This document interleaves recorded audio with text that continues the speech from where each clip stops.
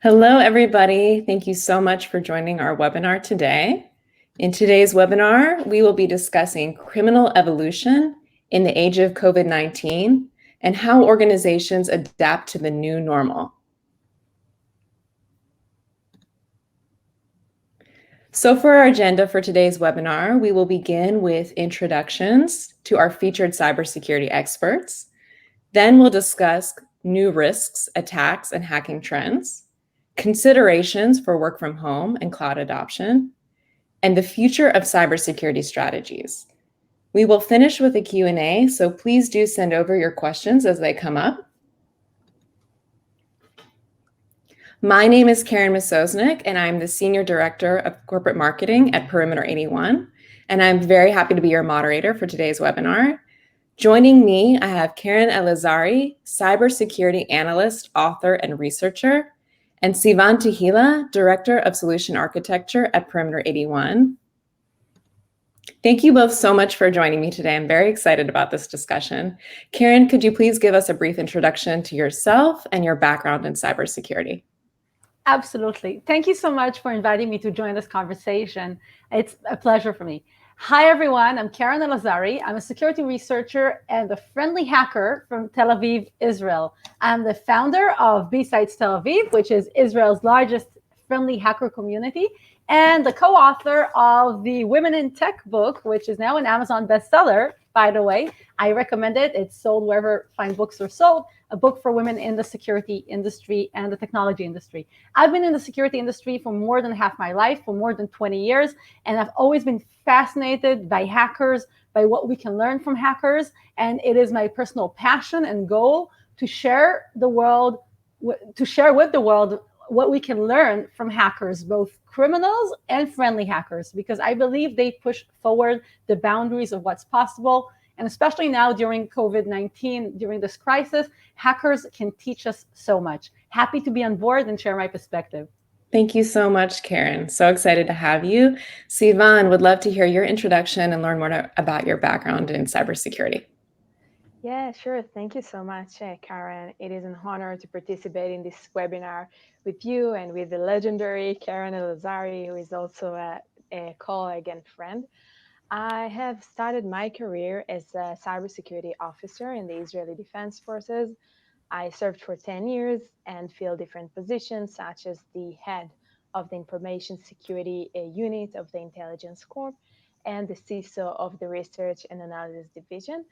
I retired as a captain, and after that, I worked for different industries, defense industries and critical infrastructures like Rafael and Israel Airways.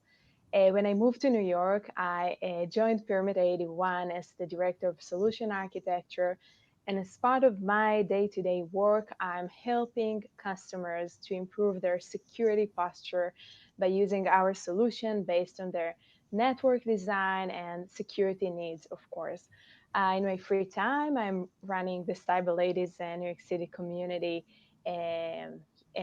here in New York City, of course, and teaching cybersecurity as part of the master program at Yeshiva University. I'm excited to be here today, and let's start. Amazing. So thank you both again. Let's dive into our conversation. The first question I'd like to discuss: what new security threats and trends have developed over the past 5 months of working remotely? Keren, it would be great to hear your perspective to start. Absolutely. Happy to jump in there. So what I'm seeing, and what I believe a lot of other security researchers are seeing, is that criminals have not taken a single day off during this crisis. If anything, they amped up what they're doing, and they started doing things more, quickly. They started evolving. So for example, we're used to seeing phishing campaigns that are really tailored to whatever hot topic is going on. But what we saw during the pandemic is that as soon as a specific region or area, whether it was in the US or in Europe or in the UK, a specific area was starting to get hit with more cases of COVID-19, the criminals would actually launch specific phishing campaigns that are targeting those regions, whether it's phishing or with malicious emails. They're trying to get contact tracing apps. So They're trying to get people to install malicious apps on their phones so that they can use that opportunity. They're really following the pandemic and capitalizing on it. We're also seeing new business models. So, for example, some of you might be familiar with the phenomena of crypto mining using infected computers' CPU power or sometimes GPU power to generate cryptocurrencies. What we're seeing right now is that criminals that already have botnets, networks of infected computers, they're taking the malware that they have on those machines and they're repurposing it to do something called access mining. So that's actively looking for access credentials. So, for example, passwords or network shares or maybe keys, SSH keys, or anything that could be useful for those criminals to take that one machine that's been infected and use it to leverage it to get access to other types of, network drives or into other corners of the organization. And it's not just that. The access is not just into an organizational network. We're also seeing that even Zoom credentials or WebEx credentials are becoming a commodity, that criminals are harvesting and selling usernames and passwords for Zoom, for WebEx, for other video conferencing tools, for other remote collaboration tools, because criminals can use that to gain leverage on companies that they're trying to target. Maybe they can short a company's stock if it's a publicly traded company, or maybe they can use those conversations to get other information that will be useful for them.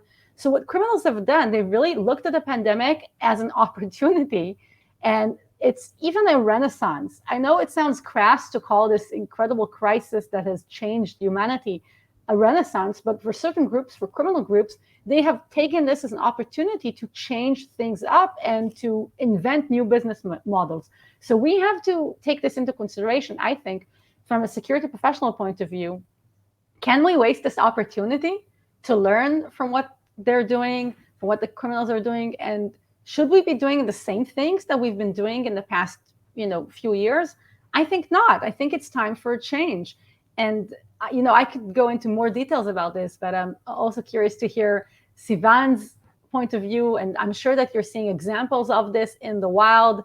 There's been some crazy stories out there. I've even heard just 2 days ago that an employee at Tesla was contacted by a criminal who flew out to meet with them. And over a course of several meetings, they tried to influence that employee to introduce malware into the Tesla network. And they wanted to pay that employee $1 million to get malware onto the Tesla network, which they hoped would result in a ransomware campaign that would benefit them, with many more millions of dollars.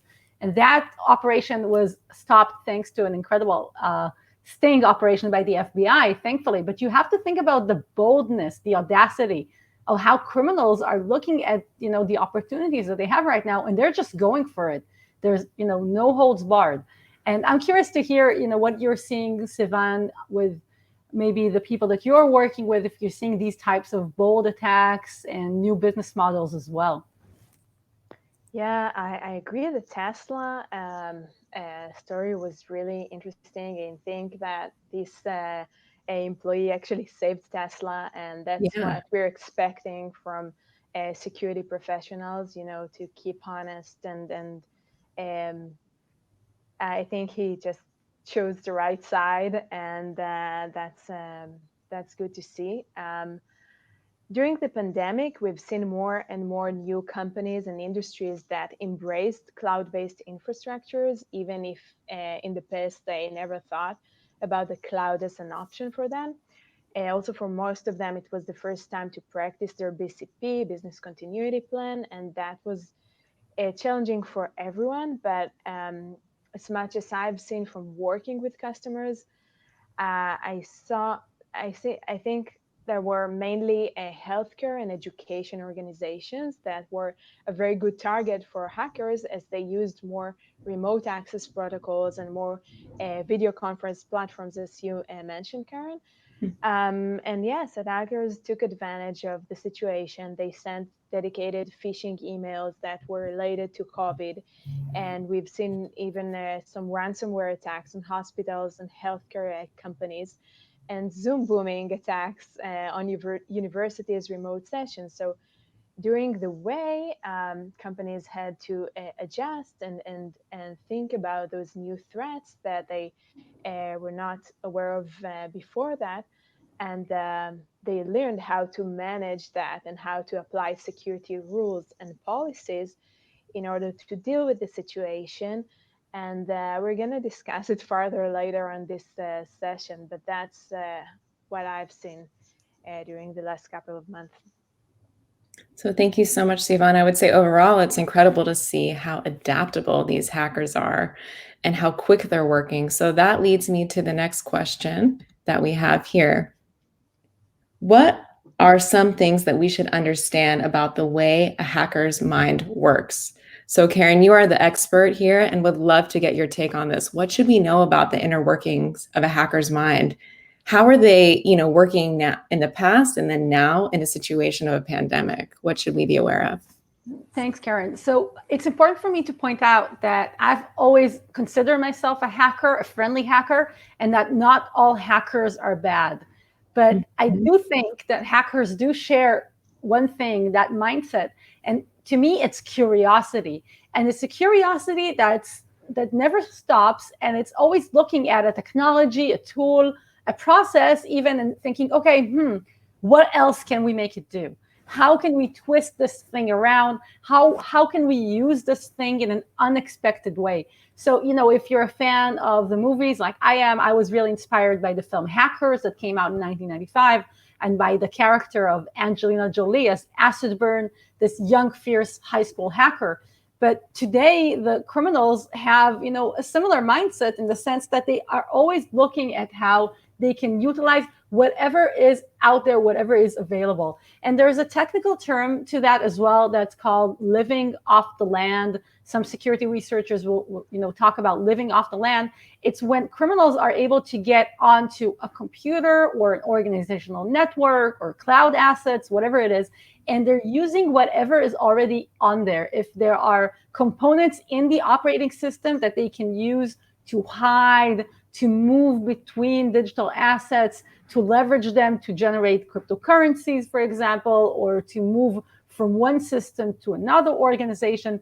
Living off the land is something that many criminal groups, many hackers are very adept with. They really know how to use everything they've got. And they knew this, they've been doing this before the pandemic, but now they've really doubled down on it because they know that certain organizations, like Sivan mentioned, are using new digital services. They're signing up for cloud services that they didn't use before. They're opening up different types of services for their clients, for their workforce, for their employees. So the criminal hackers, the malicious hackers, are really looking at that as just an expanded universe of opportunities. Let me give you an example. Any new technology that's out there, a criminal group will find a way to monetize it and make some sort of leverage or profit out of it. So this is a great example that was recently discussed in the Wall Street Journal, a UK company where there was some I think it was because of credential stuffing, the criminals were able to get a hold of a key employee's email account. Mm-hmm. So they had that employee's email. It was a CEO or a high-ranking officer within the company, and they had access to his email account. Immediately, they started firing off emails to the accounts payable department. We need you to pay $1 million to this supplier, otherwise the deal will fall off the table. And I'm the CEO. You have to do it right now. Make this wire transaction go through. And of course, the accounts payable have heard about business email compromise. They've heard about phishing. They've heard that maybe somebody has access to that email, so they wanted to verify it. So they actually called, they got the CEO on the phone. This was a UK company. They got him on the phone, and he confirmed with his own voice the details of the transaction. And it turns out, of course, it wasn't the CEO's voice. It was a fake algorithm or a deep fake algorithm that was generating that employee's voice and doing it to a level that was able to fool his colleagues. So right now, as we're all working remotely, criminals are thinking, how can we leverage that? How can we get in between the trust relationships that exist? Whether it's by taking over emails or even impersonating people's phones or their voices over the phone, rather, and by other means. So this is just one example. I think there's so many ways to how hackers utilize that kind of curiosity. As soon as that algorithm, that deepfake algorithm was out there, a criminal was thinking, I can use that to leverage it into a better business email compromise successful campaign. And in that case, according to the Wall Street Journal, they got away with more than, I think, $250,000 that still hasn't been recovered. So yes, please. Wow. Back to you. I mean, that's just, the level of sophistication and thought and improvisation even is incredible. Yeah. I think, go ahead. So what we're seeing now is also, it's not just sophistication. It's also really, to me, it's this curiosity. Like there's this new technology out there. Immediately, it's how can we use it? How can we create leverage? And there's other ways that criminal groups create leverage. For example, by creating more interaction with the victims. So for example, just a couple of weeks ago, it was reported that CWT, a travel software company, got hit with a ransomware campaign. And in that case, they had an entire conversation and interaction with the tech support specialists on the cyber criminal group side. And they were having a conversation about how much money are they going to pay, when are they going to send the payment through, when will they get their files back. And at the end of the day, the criminals even sent them a list of recommendations. Here's what you should do so that you're not in this situation again in the future. So we're seeing this incredible level of audacity, boldness, and increasing their interaction, not just the sophistication, but also the interaction with the victim organization. They're really learning details. They're conversing with their targets in some cases, and they're really crafting their attacks to make them as irresistible to their victims. Wow. So it seems like security professionals really need to be on their A game right now, which brings me to my next question. Now that home is the new office, what does this mean for IT managers, organizations, and employees? Sivan, I would love to get your take from the CISO perspective, given what Keren has just shared. Would love to hear your thoughts on where do we go from here? What do security professionals need to think and keep in mind? What do organizations need to keep in mind? What do employees need to keep in mind? Sure. Yes, so we're in the age of remote work, work from home. And the reality is that the responsibility to ensure security relies not only on the CISO and the CEO, but also on any employee in the organization. But this responsibility, it is also a challenge for IT managers, as each one of us become kind of his own home network CISO. Mm-hmm. So if there is no clear strategy, no clear policies, and no right solutions in place, companies will easily lose control of their network, of their environment, data, and critical assets. And in order to deal with this challenge, IT managers need to rethink their security policies and training and awareness programs. They should make adjustments based on the current situation and to find the right balance between awareness and non-realistic security requirements from their employees. We don't want our employees to be so worried about security issues when they're working from home, but on the other end, we are creatures of habit. So if we used to have security rules in our office, we would need to adopt the same security routine and security culture while working from home. People at home naturally feel safe, so it is more likely for them to ignore red flags or suspicious signs for phishing email, for example. That's why we need to keep reminding our employees what are the suspicious signs that they should be aware of. Remind them basic cybersecurity tips like using strong passwords, enable multi-factor authentication. In this case, in the scenario that Keren just described with the attackers that use the voice as the other factor authentication, we see that attackers became more sophisticated, but still when we use different layers of security features or solutions, that's what we should do, especially now. There is also what we call shadow IT, which is the term that refers to all the security solutions that individuals implement independently, and IT managers of the company do not aware of those kind of solutions. So that can create confusion. So for one end, employees feel responsible, so they implement their own VPN or their own network, a home network firewall. But if those employees are not very tech savvy or not understand the security or not see the big picture, it can be another challenge, and it can make them and the company, of course, be more vulnerable to different attacks. I think another one suggestion to deal with this situation is to adopt, as I mentioned, the layered security approach based on a unified solution that allows IT managers to gain control and visibility of their network and their users' activity in one place, so they won't need to manage too many different solutions. It's already hard to manage employees remotely, so we want to have all the alerts, all the notifications, all our security information in one place. Yeah, I mean. Perfect.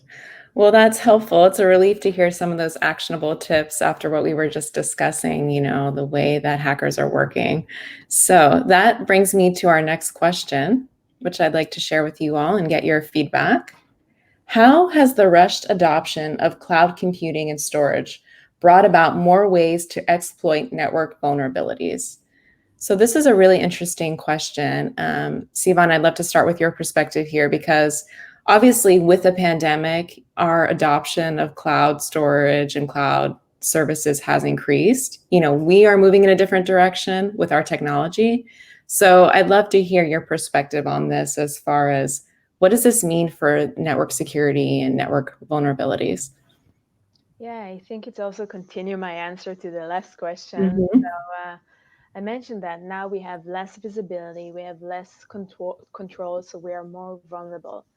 In addition, it is hard for companies and IT managers to map their assets, data, network, and many times they don't even aware of the existence of specific data. That's what we many times call dark data. And when we don't know where and how our remote workers store their data, and if they actually follow the security and privacy policies while working from home, we need to find the right way to be on top of that and see and give some tips to our employees in order to manage the situation. So when you move to use cloud-based infrastructure, you'd have to first map your assets, as I mentioned. It's always good to prioritize your security goals based on this map and apply the right access and storage policies. Many times we see now when we adopt cloud-based solutions, we use more third-party contractors, for example. So we do want to manage their access. I see many customers of ours that, now when they have an option to manage policies for their third party, they understand that, they have never done that before. So, and in some, it was actually this situation was a great opportunity for them to rethink about policy, strategy, and how to manage that. So yeah, another thing is that when we use cloud, we use more applications and more remote protocols in order to access our data. So from one end, this is one of the biggest advantages of using the cloud.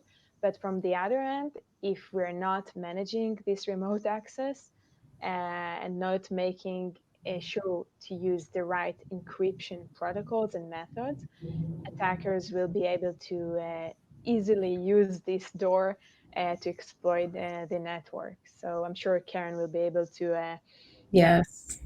So Keren, would love to get your thoughts on this from your research and what you've been seeing about exploitation of cloud storage what hackers are doing now. So yeah. So I talked about living off the land. And what's happening right now for criminals and bad guys is that the land has expanded, right? It's now not just an organizational, server or somebody's computer, but it's also digital assets in the cloud.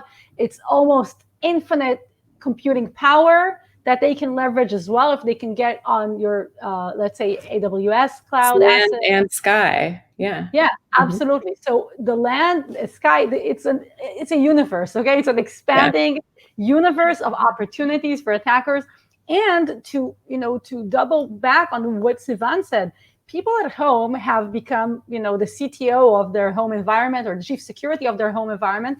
And they're also bringing back online devices that they forgot about because maybe their kids need a computer for remote learning. Maybe their spouse is working from home. Maybe they want a entertainment or gaming system. So suddenly at home, it's not just one device you have to worry about. It's 12 devices, or, how many devices is probably more devices than family members and pets, if you're anything like me, right? And all of these devices represent opportunities. They represent computing power. They represent connectivity. They have information on them, whether it's personal information or corporate IP. And again, like Sivan said earlier, people are feeling very comfortable at home. So maybe they're moving things from one computer to another. Maybe they're using cloud services, or maybe Dropbox or Box or Drive, or whatever digital tool they're using, so that it's more comfortable for them to work in their home environment.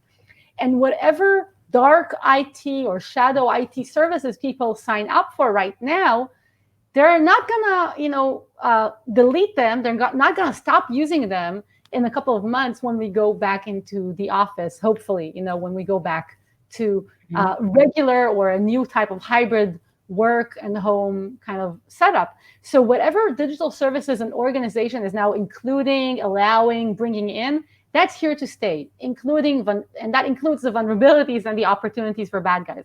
And because I want to be concrete, I like to get a little bit technical with my examples. I want to give you a couple examples. One recent study done by a security firm that does incident response, they found on AWS machines, I don't know if you know this, but on Amazon, there's something called Amazon machine instances. And these are pre-configured, preset AWS servers that you can spin up without having to configure them. And there's actually a marketplace or a community, if you will, of people sharing their configurations and their AMIs, their Amazon machine instances.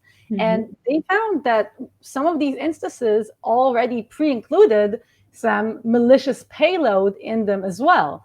And they were popular. So, organizations use that type of digital asset all the time. Let's say a developer or somebody in your company needs to spin up an Amazon server for whatever purpose.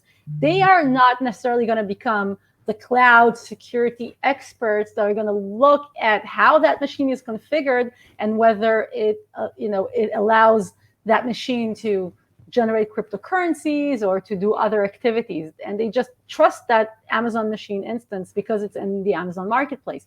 Another example is on GitHub. So a popular project on GitHub is something called JExplorer, which is a tool for LDAP browsing. LDAP, that's Lightweight Directory Access Protocol.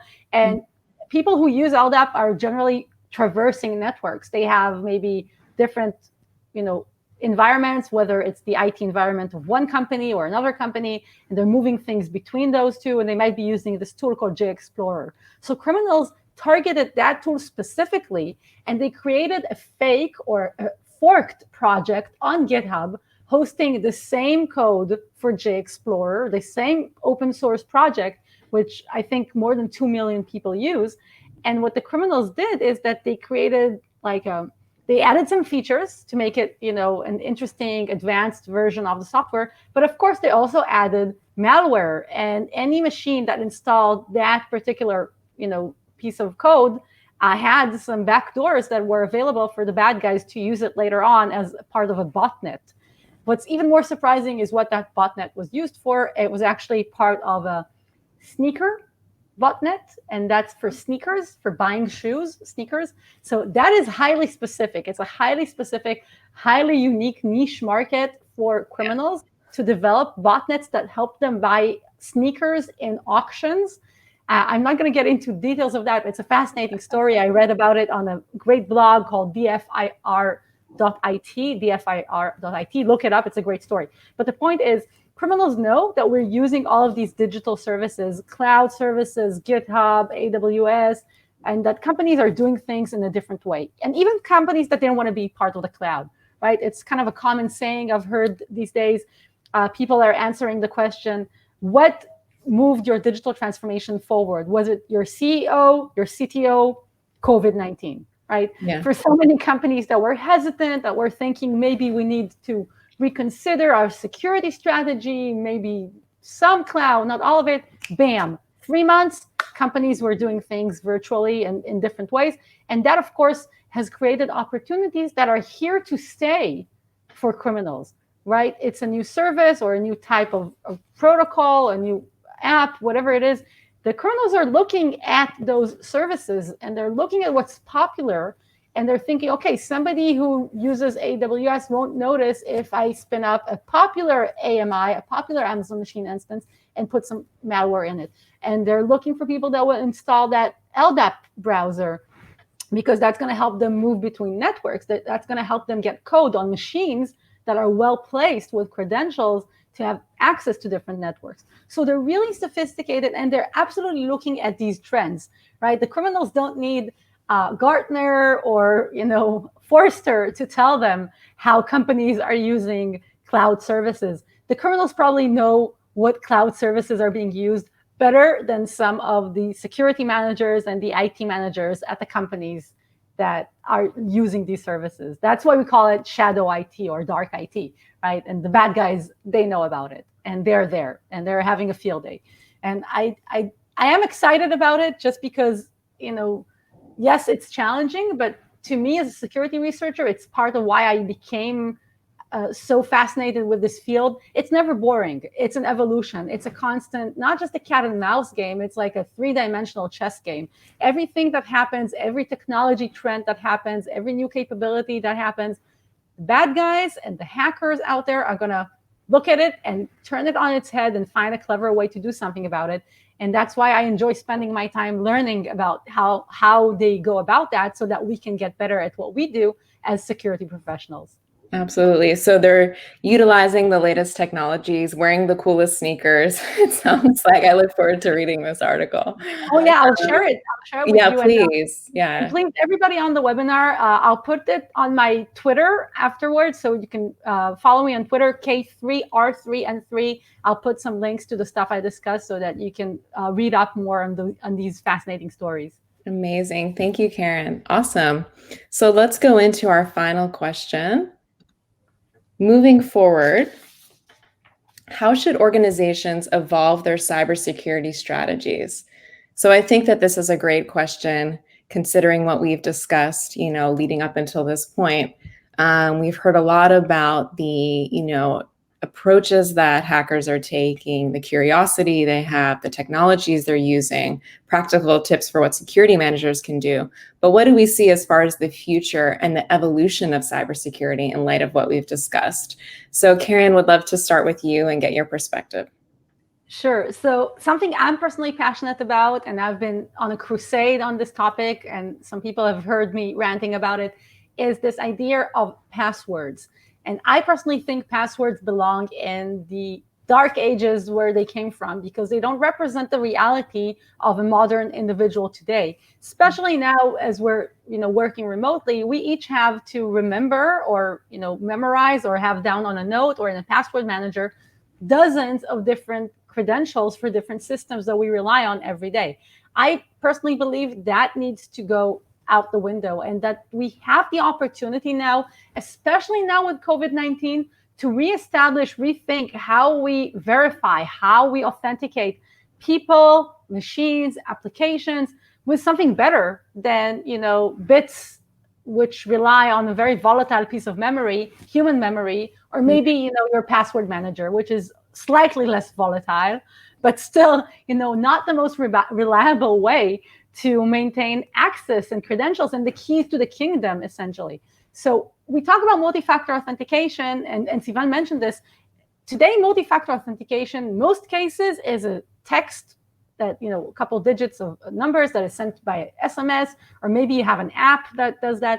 But I don't see that as true multi-factor. I think that today, we have the possibility, we have the technology to verify identity in so many other ways, whether it's voice, biometric, whether it's using a lot of security metrics like IP addresses, time of day, location, the OS, the type of device that's connecting, so many other elements. And many of you who use, for example, Google Cloud Services and Gmail, you've probably witnessed that there's a similar form of authentication that's happening every time you log into Google. What's not happening is that Google is never going to tell you you have to replace your password every 3 months, because it turns out replacing passwords every 3 months doesn't really help a lot. And in fact, a lot of the current kind of standards on passwords were written 15 years ago. Even the guy from the National Institute of Science and Technology, NIST, in the US, who wrote like the standard of password complexity, length, etc., he wrote that like 15 years ago. Even he said that it doesn't relate anymore to our modern day challenges or to the computing power that the bad guys have at their behest in order to crack these. So we really have to come up with something better. I don't have the solutions. I'm a good troublemaker, not a solution provider. That's some other people's jobs, and that's okay. But, as the hacker, I have to poke my finger in there and say, come on, let's get rid of this outdated mode of authentication where we truly can build multi-factor authentication, where we can really use more factors to verify and authenticate much better. So that, to me, should be the opportunity that's here during this crisis to change how we do things. And I'm passionate about, throwing passwords to the bin, really. Yeah. I mean, it makes sense, especially since you're saying that, this set framework was created 15 years ago, and we've already seen so much change in the last few months even. So 15 years ago, that's like the dinosaurs in the cybersecurity arena. I think you would agree with me. And yet we're all accepting passwords as it's just the way we've always done things. And maybe we improved from, passwords to password managers. And now we have a text, a code that's sent to us by text. There's so many better opportunities out there, and I'm excited about them. Absolutely. Sivan, would love to hear your take on this. How do we see cybersecurity strategies evolving in the future? Yeah, I mean, it's interesting for me, Keren, that you mentioned NIST, and because I think, I agree with you. There are many things that we need to rethink about. But again, when we're taking our existing business continuity plan and strategies, I do think it's important to go back to the basics. CAA tried confidentiality, integrity, and availability. What does integrity and availability means in our new world? We need to ask ourselves what kind of adjustment we should apply in those plans, and we need also to take basic principles like least privilege, for example, and to think, how do we manage the permissions for our remote employees, third-party contractors, etc., as I mentioned earlier. And I agree with you. We have new solutions around, we have new models. We need to go back to the basics to see what we have in place and what we can adopt now. If I'm going back to NIST framework, we need to ask ourselves, how do we identify a risk? How we map the threats?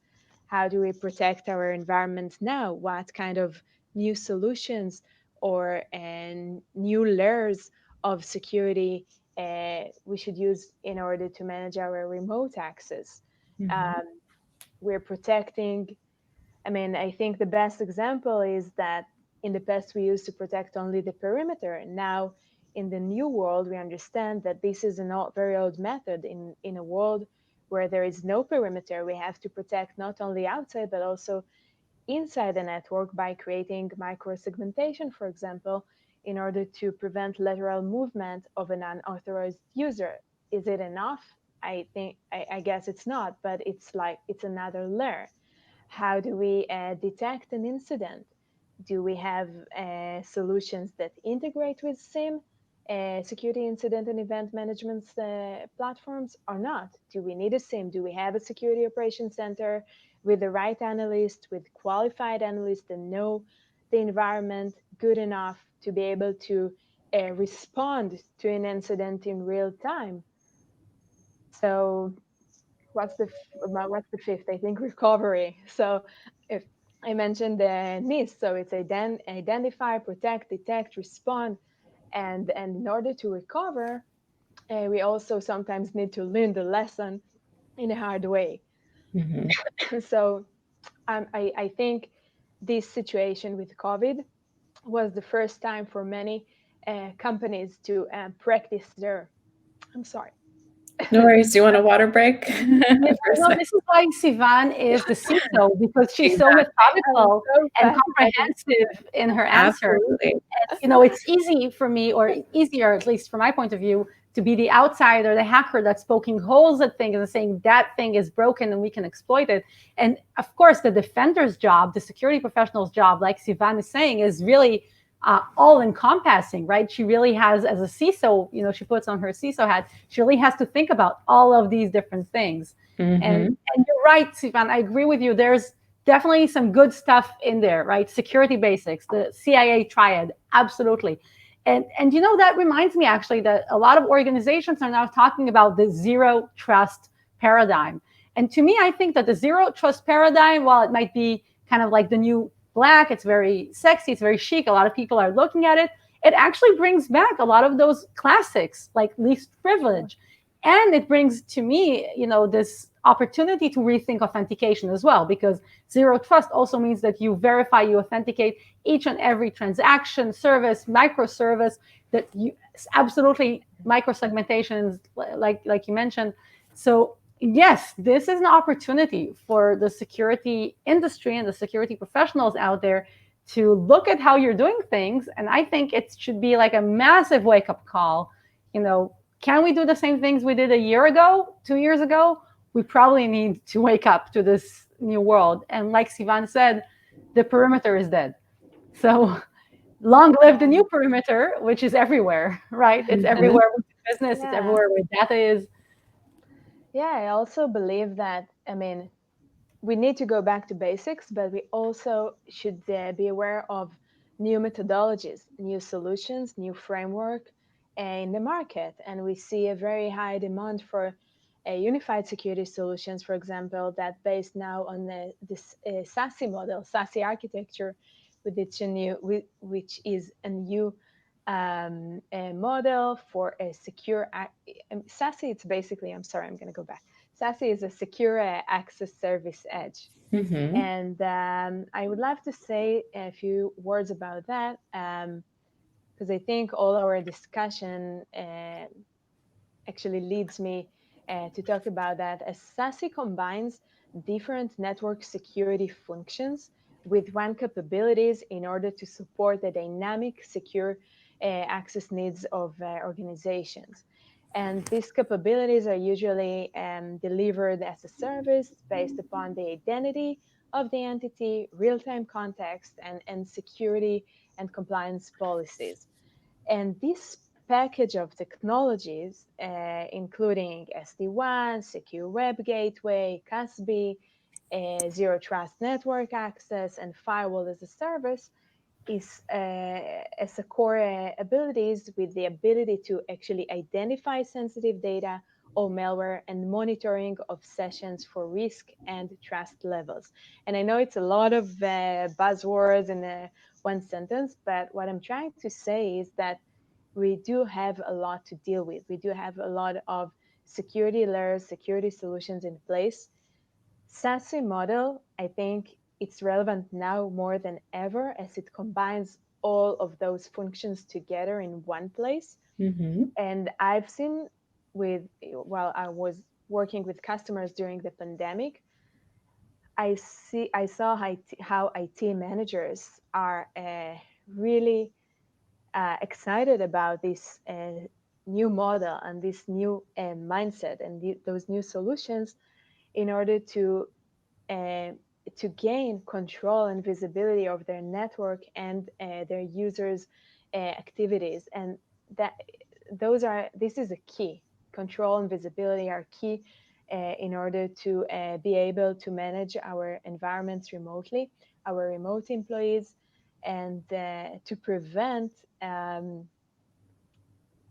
cyber attacks. And we've seen, what you mentioned, Keren, so many sophisticated incidents that we had just during this time. We've seen an increasing of spear phishing attack that related to COVID. We've seen all those access mining cases that you just mentioned. I think we should, going back to the basics, but also adopt new models and be open to new models in the market. This combination, that's what will make CISOs and CEOs actually more secure and make their data and resources secure during these uncertain times. Absolutely. I think you both brought up amazing points. And I would like now to give the opportunity to the audience who's joining us to ask you questions as well, because I'm sure they have a lot that they would like to know from your perspective. So if you have not sent any questions over yet, please go ahead now. We're going to dive right into the Q&A. Let me just pull up what we have here. Right? All right. Okay, let's see. This is awesome. We've got a lot of stuff. Here's the first one. Would a 10 by 10 randomized security password matrix be helpful? It would be something that will change the password position after each use, so the combination of each password matrix would be different. What do you think? Well, that's a cool idea. I think it kind of touches back on concepts like one-time password pads or OTPs. And it even kind of reminds me a little bit of the Enigma encryption technology that was utilized by the German military during World War II, and that was infamously cracked by the Allies, by UK and the US, with the very first computers and Alan Turing.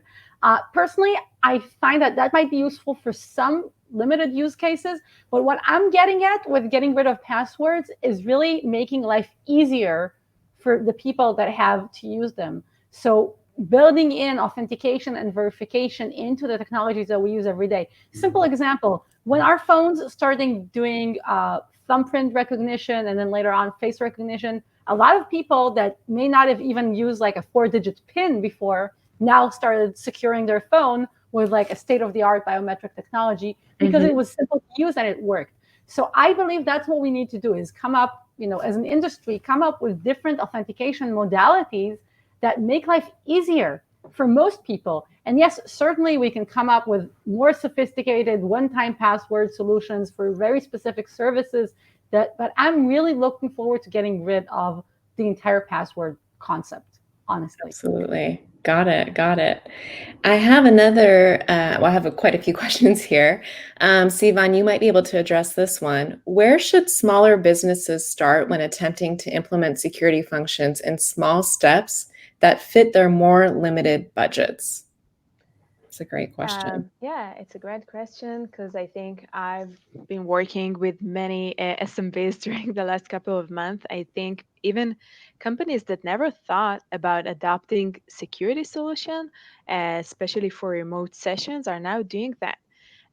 Independent psychologists or groups of even, I had like even laser cosmetics services. They understand that they are now dealing with a new reality and that they need to adjust those virtual meetings with their clients. So I suggest to find, as I mentioned, unified solution that usually is based on it gives you control and visibility of your network, but also align with the different regulations in the market, because that's what usually those companies are looking for. If you're an SMB and you provide healthcare services or cosmetic services, or even real estate agents that used to work independently and now they do virtual showing, they're now reaching out and they want to make sure that their customers are secure. So I think a unified solution that gives you, from one end, secure like alternative cloud-based remote access solution, alternative to a VPN, that gives you also the option to monitor your users' activity and to gain visibility of what's going on in your network. That's the best way to start. And those cloud-based solutions are not so expensive, especially if we compare that to the legacy solutions in the market. And it's many times not only the price of the solution itself, but also the price of configuring it and the time it takes, and the fact that you need more qualified IT people in your team. So I think those SaaS-based solutions are pretty easy to manage, to set up and manage, and this is a great way to start for those small businesses. Perfect. Yeah, actually that question came up twice, so I'm really glad that we addressed it. I have another one here. I think, Keren, you'd be able to address this very well.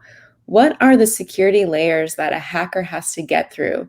What are the disruptors that prevent access we can exploit to prevent unauthorized access, unauthorized egress?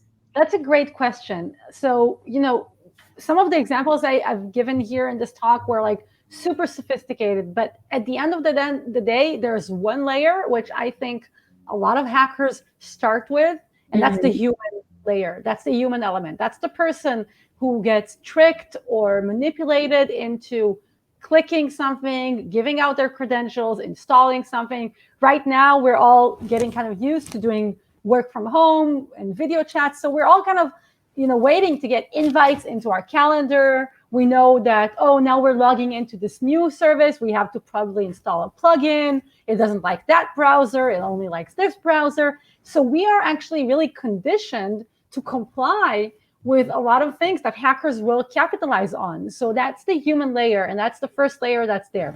But as security professionals, this is a great question to ask. The question that you just brought up, I don't know who brought it up, but I think it's a great question. Where are the things that we can set up barriers of entry for the attackers to get in? And I think with the human layer, it's about us as security professionals to provide tools that will protect the access, that will relieve that person from having to become a chief security officer, from having to become professionally paranoid like myself and Sivan, right? Because we want the employees, the people working in a company, to be the best cosmetic, service provider or resource manager or analyst or doctor or teacher, whatever it is, that it's their job. That's their job. They don't have to have our jobs. There's, enough people that enter the cybersecurity industry. And we need to relieve those people from that burden and give them tools, security tools, authentication tools that help them make better decisions when they are the ones that are on the front lines, essentially. And the second element to that is certainly, from my point of view, it's always been about the network. I've always been kind of a network person. A lot of people would be like more in the application layer, like talk to you about vulnerabilities in code. I'm, at heart, I started there with network and using networks to get into organizations and network exploitation.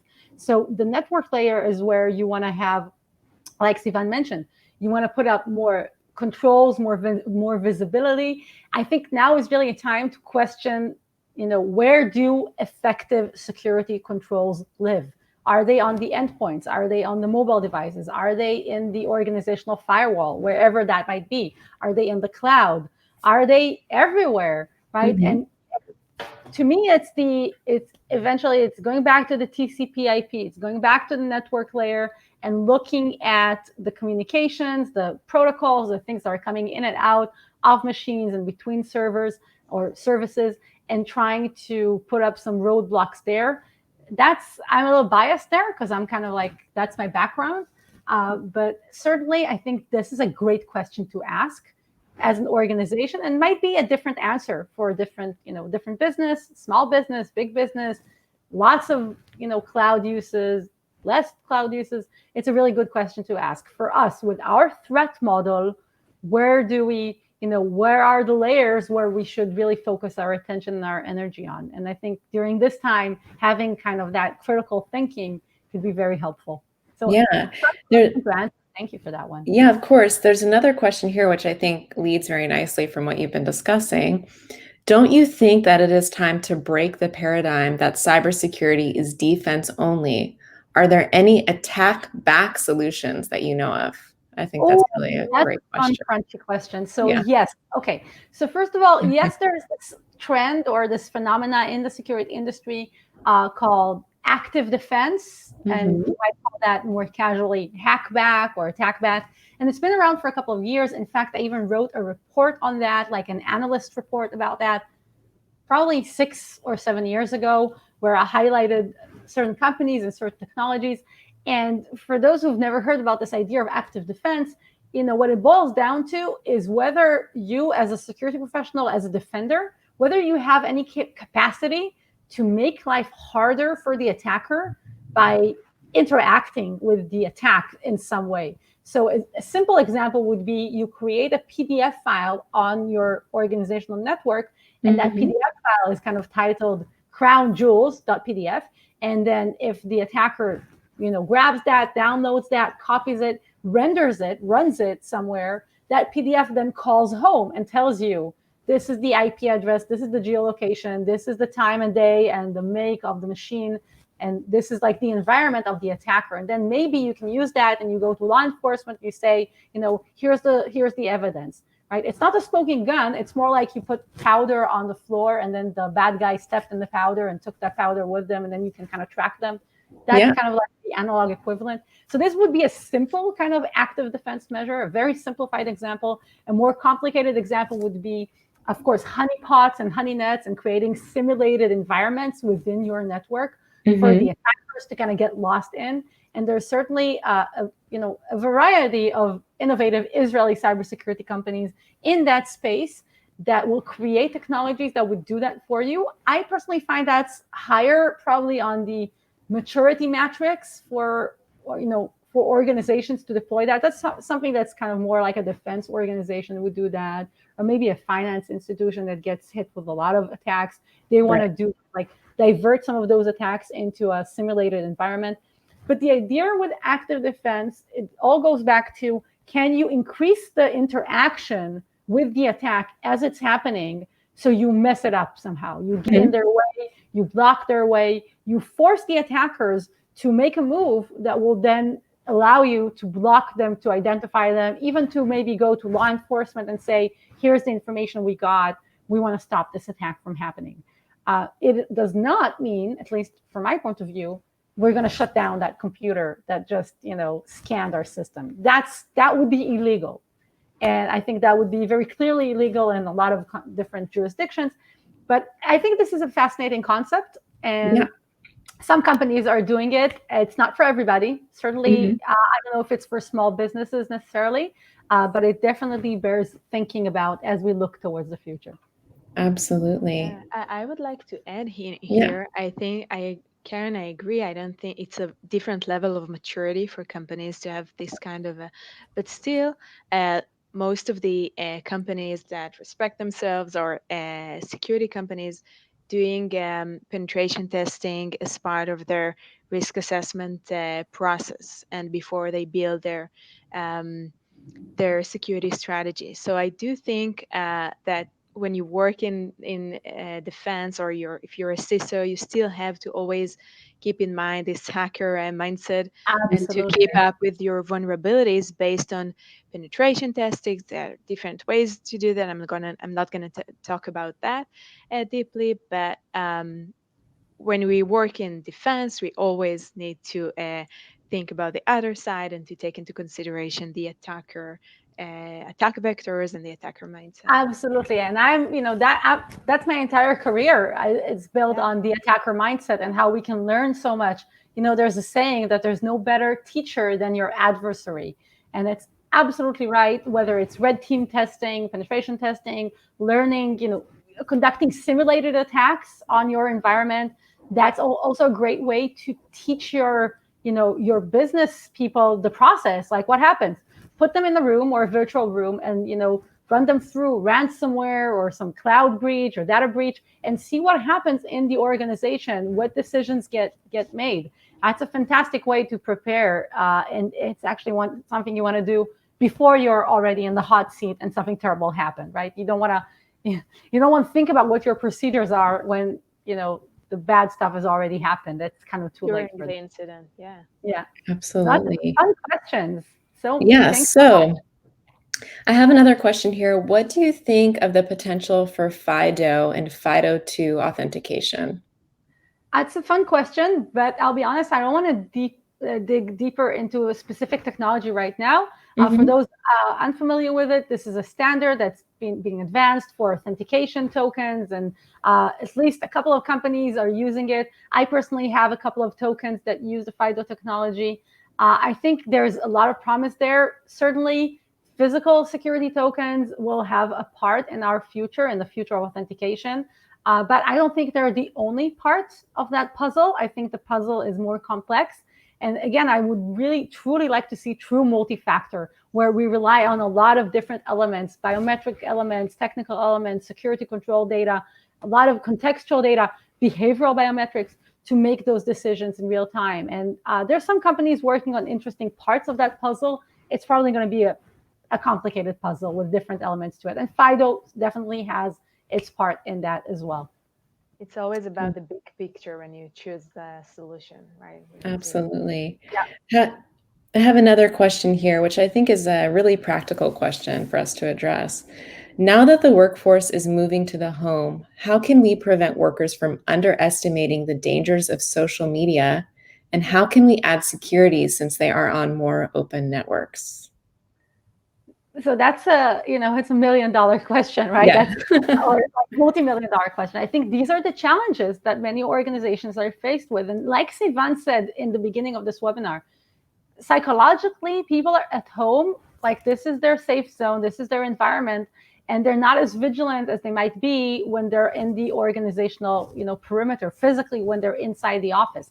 I think now is the time to invest a lot in that human layer, in teaching your workforce about security, but not just placing that burden on their shoulders. I've said this before, I'll say it again. We also have to empower them, give them the tools, the capabilities to make them, more aware, yes, but also give them tools that will tell them, we've got your back. If you click a bad link, we also have the security tools and procedures to make sure that it's not the end of the world, right? So that they don't have to become that professionally paranoid like the security team. That is the burden for the security team, and it will always be our burden. Let us, help our colleagues focus on whatever their jobs are so that they can do that job better and not worry so much about the security concerns. Absolutely. Sivan, any I do want thoughts to there? add something about that. Yeah. It's right, Karen. I think psychologically we feel safer at home, but we also feel many times that social media is a safe zone. We have our pictures there, we share our experiences, we feel like the people there are our friends, right? Even if we don't know them, we call them friends. I think it's a challenging situation for companies to deal with now. If I would need to give like a practical advice, DNS filtering, as simple as that. When you connect into your resources, when you work from home, you should not be able to connect to any other social media or other, dangerous websites that might make you more vulnerable to cyber attacks. That, as much as I see that, there are many different companies. There are people that using social media as part of their day-to-day work, so maybe we don't want to block them. But DNS filtering, it's one example on how you can actually block a specific websites or platform in this situation in order to manage it remotely. Awesome. Well, thank you both so much today. We have quite a few questions, but I want to be respectful of everybody's time. So I'm going to pull up our contact information so that you all can continue the conversation with us.